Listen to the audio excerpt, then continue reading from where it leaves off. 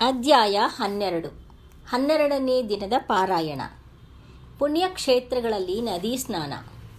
ಈ ವಿಧವಾಗಿ ಅನೇಕ ಪುಣ್ಯ ಪುರುಷರ ವೃತ್ತಾಂತಗಳನ್ನು, ಮಾಘ ಸ್ನಾನದ ಹಿರಿಮೆಯನ್ನು ದಿಲೀಪ ಮಹಾರಾಜನಿಗೆ ವಿವರಿಸಿದಾಗ ಆ ರಾಜನು, ಪೂಜ್ಯರೇ, ನಿಮ್ಮ ಕೃಪೆಯಿಂದ ಅನೇಕ ವೃತ್ತಾಂತಗಳನ್ನು ತಿಳಿದುಕೊಂಡು ಕೃತಾರ್ಥನಾದೆ.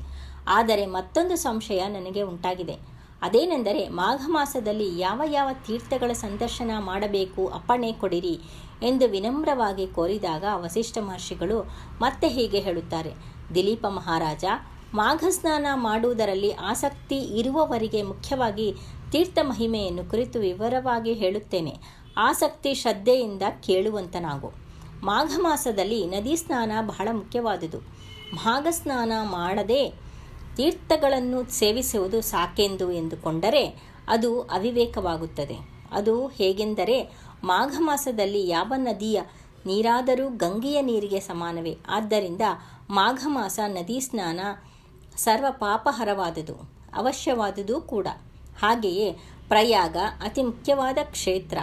ಈ ಭರತಖಂಡದಲ್ಲಿ ಅತಿ ಪ್ರಧಾನವಾದ ಗಂಗಾ ನದಿ ಸಮುದ್ರವನ್ನು ಕೊಡುವಲ್ಲಿ ಮಾಘ ಮಾಸದ ಸ್ನಾನ ಆಚರಿಸಿದರೆ 7 ಜನ್ಮಗಳ ಪಾಪಗಳು ಸಹ ಪರಿಹಾರವಾಗುತ್ತದೆ. ಮಾಘ ಮಾಸದಲ್ಲಿ ನದಿ ಸ್ನಾನದ ಜೊತೆಗೆ ವಿಷ್ಣು ದೇವಾಲಯಗಳು, ಮಹೇಶ್ವರನ ಆಲಯಗಳು ಇತ್ಯಾದಿ 360 ಕ್ಷೇತ್ರಗಳನ್ನು ದರ್ಶನ ಮಾಡಿದಲ್ಲಿ ಉನ್ನತ ಫಲ ಉಂಟಾಗುವುದು, ಮರುಜನ್ಮವು ಉಂಟಾಗುವುದಿಲ್ಲ. ಅದರಲ್ಲೂ ತ್ರಯಂಬಕನೆಂಬ ಮುಖ್ಯ ಕ್ಷೇತ್ರವಿರುವುದು. ಇದು ಪಶ್ಚಿಮ ಘಟ್ಟದ ಬಳಿ ಇದೆ. ಅಲ್ಲಿಯೇ ಪವಿತ್ರ ಗೋದಾವರಿ ನದಿ ಹುಟ್ಟಿದ್ದು. ಗೌತಮನು ತನ್ನ ಗೋಹತ್ಯಾ ದೋಷವನ್ನು ಹೋಗಲಾಡಿಸಿಕೊಳ್ಳುವುದಕ್ಕೆ ಇಲ್ಲಿಯೇ ಈಶ್ವರನನ್ನು ಕುರಿತು ಘೋರ ತಪಸ್ಸನ್ನು ಮಾಡಿದನು. ಗೋಹತ್ಯೆ ನಡೆದ ಪ್ರದೇಶದ ಮೇಲಿನಿಂದಾಗಿ ಗೋದಾವರಿ ಪ್ರವಹಿಸುವಂತೆ ಮಾಡಿದನು. ಆದ್ದರಿಂದ ಮಾಘ ಮಾಸದಲ್ಲಿ ಗೋದಾವರಿಯಲ್ಲಿ ಸ್ನಾನ ಮಾಡಿದರೆ ತಕ್ಷಣವೇ ಸಕಲ ಪಾಪಗಳು ನಿವಾರಣೆಯಾಗುವುದಲ್ಲದೆ ಇಹದಲ್ಲಿ ಪರದಲ್ಲಿ ಕೂಡ ಸುಖಪಡುವರು. ಗೌತಮಿ ನದಿಯಲ್ಲಿ ಇನ್ನಷ್ಟು ಕೆಲವು ಪ್ರಸಿದ್ಧವಿರುವ ಉಪನದಿಗಳು ಕೂಡ ಬೆರೆತು ತಮ್ಮ ತಮ್ಮ ಸ್ನೇಹದ ಸೌಹಾರ್ದತೆಯನ್ನು ಸಾರುತ್ತವೆ. ಹಾಗೆಯೇ ಪರಂತಪ ಎಂಬ ಉಪನದಿ ಪ್ರವಹಿಸುವ ಕಡೆ ಶಿವನು ಲಿಂಗಾಕಾರದಿಂದ ನೆಲೆಸಿದ್ದಾನೆ. ಅದರಾಚೆ ಪ್ರಭಾವ ಎಂಬ ಕ್ಷೇತ್ರವಿರುವುದು. ಆ ಕ್ಷೇತ್ರ ಬ್ರಹ್ಮಹತ್ಯಾ ದೋಷಗಳನ್ನು ಸಹ ಪರಿಹರಿಸುತ್ತದೆ. ಇದಕ್ಕೊಂದು ಇತಿಹಾಸವಿರುವುದು. ಸಾವಧಾನದಿಂದ ಕೇಳುವಂತನಾಗು. ವಿಷ್ಣು ನಾಭಿಕಮಲದಲ್ಲಿ ಜನಿಸಿದ ಬ್ರಹ್ಮನಿಗೂ ಈಶ್ವರನಿಗೂ ತಲಾ 5 ತಲೆಗಳಿದ್ದವು. ಈಶ್ವರನಿಗೆ ಪಂಚಭಕ್ತ ತ್ರಿನೇತ್ರ ಎಂಬ ಹೆಸರುಗಳು ಕೂಡ ಇವೆಯಲ್ಲ.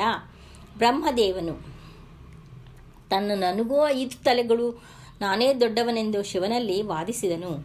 ಇಬ್ಬರು ಅಹಂಕಾರದಿಂದ ನಡೆದುಕೊಂಡಿದ್ದರಿಂದ ಸಣ್ಣ ಸಣ್ಣ ಹನಿ ಗಾಳಿ ಮಳೆಯಂತೆ ಪ್ರಾರಂಭವಾದಾಗ ಅವರಿಬ್ಬರ ಕದನ ದೊಡ್ಡದಾಯಿತು. ಕಡೆಗೆ ಇಬ್ಬರು ಯುದ್ಧ ಮಾಡಿದಾಗ ಶಿವನು ಬ್ರಹ್ಮನ 5 ತಲೆಗಳನ್ನು ಕಡಿದು ಹಾಕಿದನು. ತಕ್ಷಣ ಶಿವನಿಗೂ ಬ್ರಹ್ಮಹತ್ಯಾ ಪಾಪ ಸುತ್ತಿಕೊಂಡಿತು.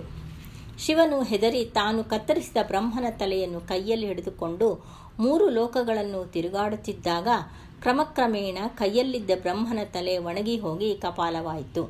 ಈಶ್ವರನು ಸಹಜ ಅಂಧಗಾರ.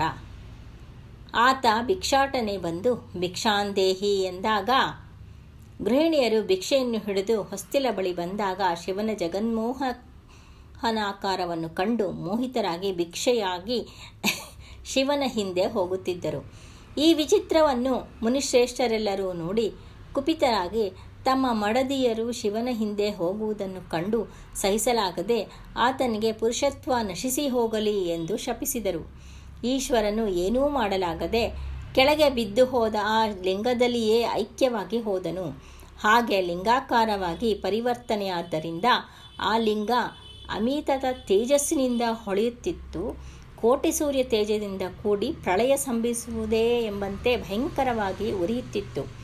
ಆಗ ಬ್ರಹ್ಮ ವಿಷ್ಣು ಶಿವನ ಬಳಿಗೆ ಬಂದು ಆತನನ್ನು ಸಮಾಧಾನಪಡಿಸಿ ಪ್ರಯಾಗ ಕ್ಷೇತ್ರಕ್ಕೆ ಕರೆದೊಯ್ದು ಅಲ್ಲಿ ಶಿವನಿಗಿರುವ ಬ್ರಹ್ಮಹತ್ಯಾ ಪಾಪವನ್ನು ಪರಿಹರಿಸಿದರು. ಆ ರೀತಿಯಾಗಿ ಭೂಲೋಕಕ್ಕೆ ಬಂದ ಶಿವನು ಆಗಿನಿಂದಲೂ ಲಿಂಗಾಕಾರವಾಗಿ ಬದಲಾಗಿದ್ದರಿಂದ ಭಕ್ತರು ಆ ಲಿಂಗಾಕಾರವನ್ನೇ ಪೂಜಿಸುತ್ತಾ ಶಿವ ಸಾನ್ನಿಧ್ಯವನ್ನು ಹೊಂದುತ್ತಿದ್ದಾರೆ ಎಂಬಲ್ಲಿಗೆ 12ನೇ ಅಧ್ಯಾಯವು ಸಮಾಪ್ತವು.